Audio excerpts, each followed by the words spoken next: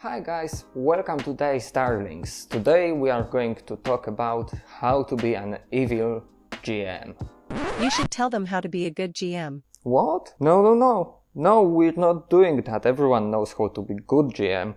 It's time to talk about how to be bad GM, evil GM, malicious GM. But being evil is bad. Nah, Oh my god, Okay, having done that, let's talk about 3 things you should do as an evil GM. After months of research, I've condensed everything you need to know about being evil GM in 3 points. It's steal, lie, and kill. I'm fond of saying that everything you can think of is already existing.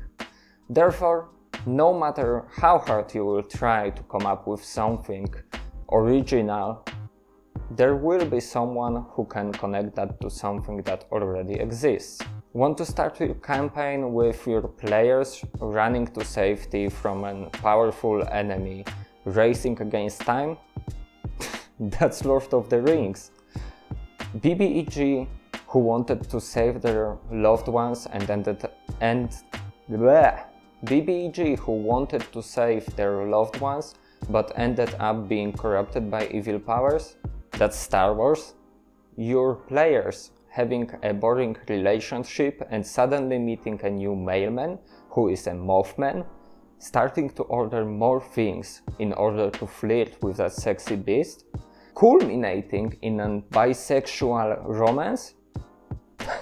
That's just bisexual Mothman mailman makes a special delivery in our bads. What I'm trying to say is, don't go and create an wise wizard named Andalf, but don't be afraid of borrowing things. Books and movies generated hundreds of archetypes that are being reused constantly. Go and create NPCs with aspects of your favorite characters. Steal entire plots of the books to use as a framework for your own game. Make monsters from cool artworks you have seen.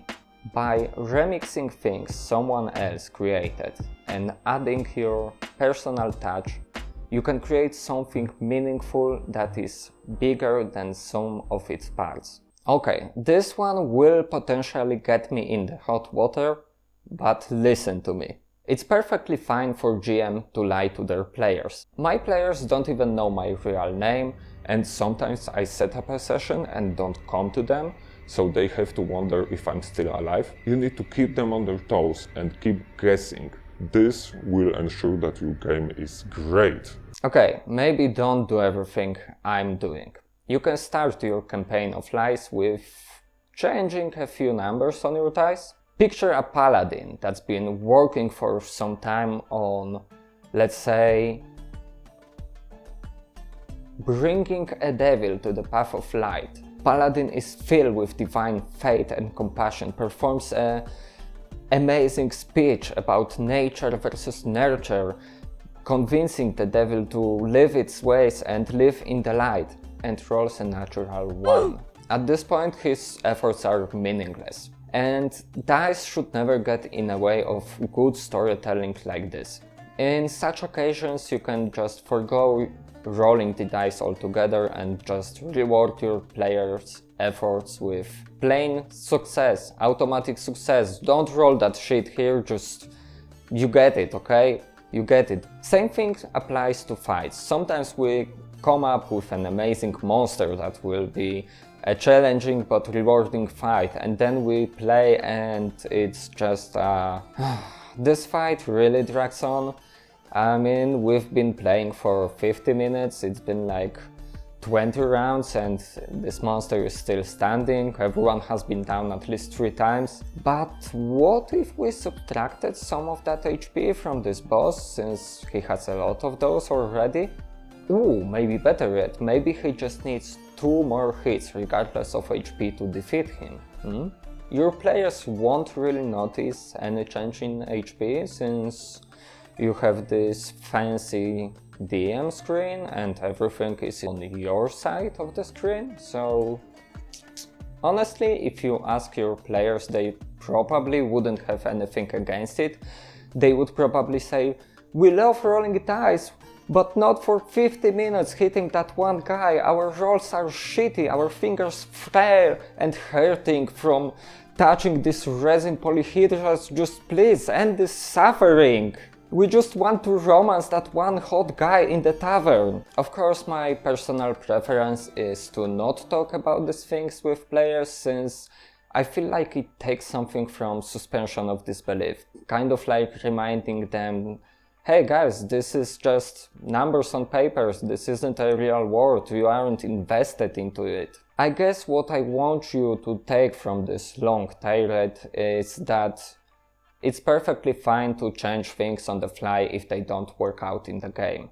At the end of the day, TTRPGs are about stories we want to tell, and dice are just a tool to determine a random outcome. Sometimes it's just fun to see the outcome that everyone wants, regardless of what the dice or character sheets are saying. And it's perfectly fine to give your players what they expect. Okay, that got kind of philosophical. You know what this video is missing? Yeah, someone needs to die. Players love their NPCs, from a dumb shitty goblin to a hot single dad tavern keeper. And they will do everything in their power to protect them from any harm. And the bigger this affection is, the stronger is the lever you can pull on them by killing them. Yes, it's going to hurt. Yes, they will be shouting. Yes, they might throw something heavy at you. But it will be worth it. A character death can be a perfect motivation for players to go on an adventure, maybe to find something to resurrect the slain NPC, or maybe just to kill the guy that did it. Oh, and also be liberal with who you kill. Fiction has enough of women whose only goal in life is to suffer a harrowing experience and motivate men to act. To feel like 10 of campaigns. We don't need that trope reused anymore. If your NPC is just talking cut out and doesn't have any life, it won't work. It's just like red sheets on red sheets, fuck. It's just like red shirts on Star Trek dying off screen or just dying by tens. It doesn't matter, they aren't a character, really. The more life your NPC has, the stronger this effect will be. Use that to motivate your characters.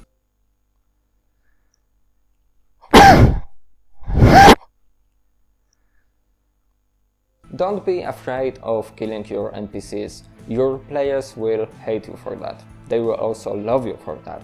Maybe they won't talk with you for like a day or two, but ultimately they will appreciate the experience of that crippling loss. Players eat that shit up. They just love when their favorite guy from a magic shop dies horribly and is never mentioned again because his dead body lays 6 feet under the ground. You can now go and destroy your players' mental stability. Before you do that, maybe you could press that like button, subscribe, oh, and comment your favorite way of traumatizing your players. I would love to see your ideas and brainstorm that with you. Yeah, so yeah, you can close the video now. There's nothing there. I will just need to pick up that shrimp and get my gear. Yeah, just click some of that, I guess, or maybe that. Yeah, just go. Bye. Hello. Bye.